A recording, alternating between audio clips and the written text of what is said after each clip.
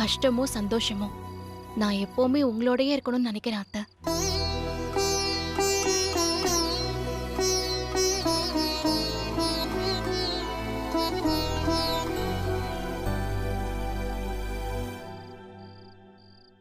மா ஏய் மா இந்தாம்மா. இந்தா என்னப்பா இதெல்லாம்? சாப்பாடுமா. நீங்க 2 பேரும் முதல்ல சாப்பிடுங்க. இந்தாங்க வேலு, புடிங்க. இந்தா. இது உங்க அப்பாவுக்கு தெரிஞ்சா அப்புறம் உங்களையும் வீட்டை விட்டு ஐயோ, அனுப்பிடுவாரு. சாப்பிடுங்க அத்தை. அவருக்கு தெரியாதுமா, அவர் வரதுக்குள்ள சீக்கிரம் சாப்பிடுங்க.